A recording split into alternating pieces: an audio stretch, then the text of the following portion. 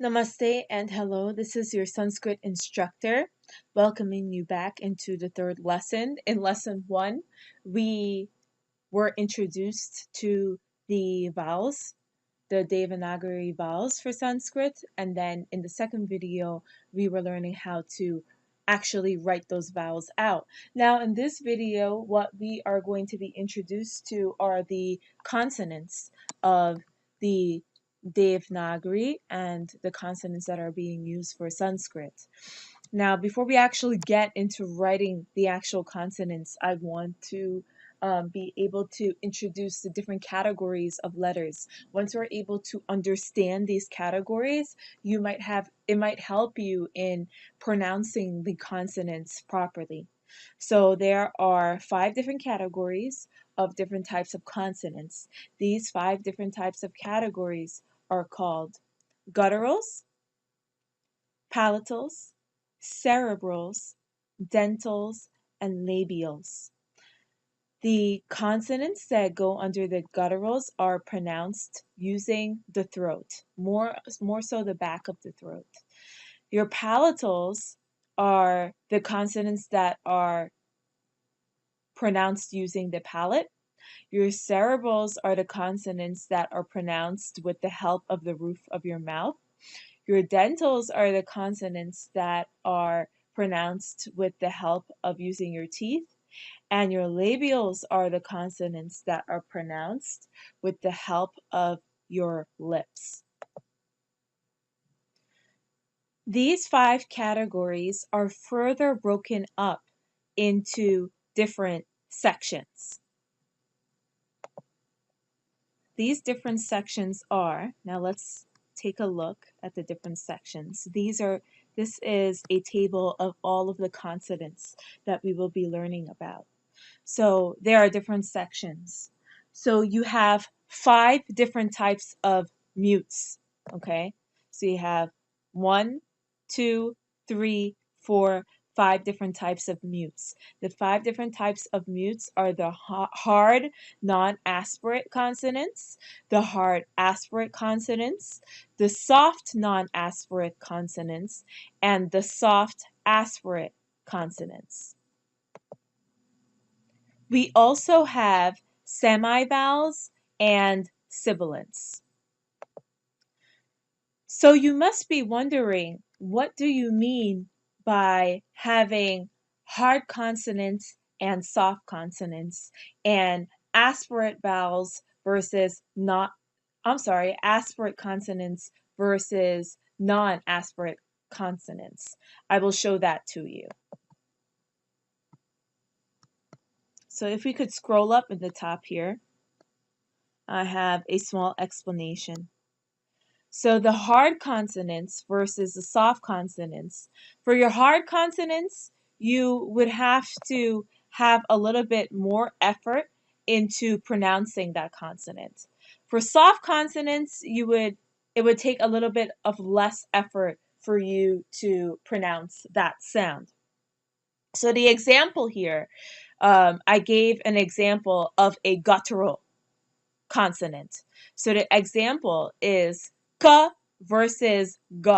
Both of these consonants are using the back of the throat for them to come out properly. But if you listen to yourself saying k versus g, it takes more effort and more of a force for you to pronounce k more than g. So ka would be considered a hard consonant and ga will be considered a soft consonant.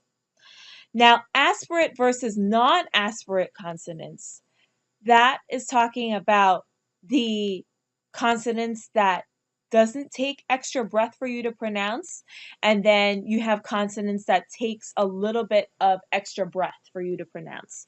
So the example that I have here is also another example for gutturals. I have ka versus ka. So you have that little H, that little aspirant that is coming after the k sound. So ka versus ka. So ka will be aspirate and k will be non-aspirate. And other than the hard consonants and the soft consonants and the aspirate and the non-aspirate consonants, we also have your sibilants and you have your semivowels. So your sibilants are any type of sound that has a hissing effect, like the S sound or the SH sound. So all for under this category sibilants, you have all your S and your SH sounds, but they are all of these S sounds and these SH sounds are pronounced differently based upon which category they fall into. So we're going to be learning about all of these sounds. So let us take a look at all of the gutturals using our throat. These are the consonants that we need our throat in order to pronounce. G, K, G, G, ng. Notice that the soft nasal sound, I'm using my nasal organs and the back of my throat in order to get that ng sound. The semivowel for the gutturals is h. Now let us take a look at the consonants that we need help from our palate to pronounce. So we have ch, ch, j, j, nya. And the semivowel is y. And we have a sibilant here, and that sibilant is sh. I want you to pay attention to the way how your mouth is being shaped. And your mouth is being shaped in a very similar way to pronounce all of these letters. Let's go again. Ch, ch, j, j, nya, y, and sh.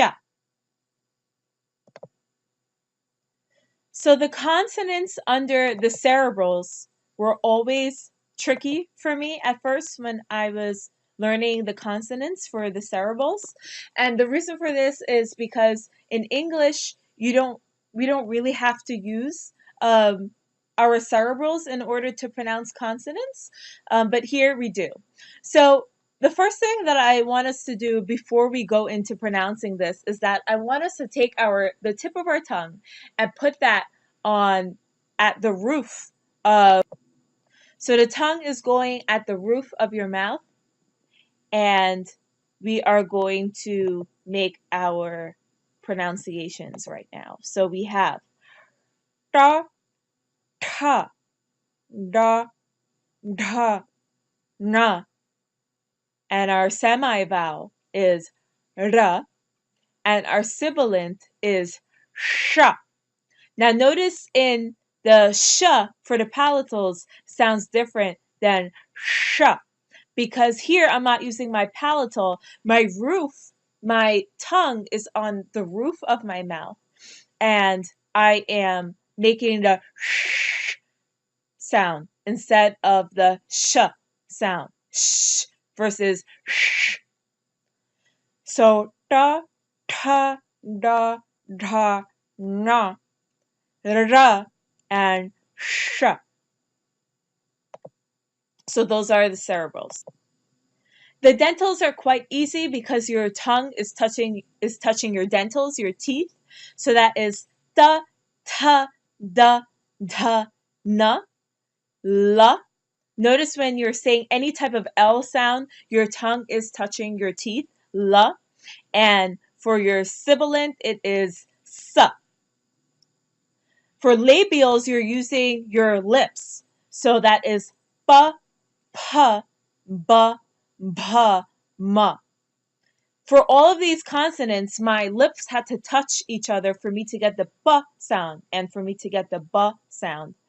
And then we have va for the semivowels, and that is about it for our consonants. The next video, we will learn how to write them out, and this is your Sanskrit teacher signing off. Namaste.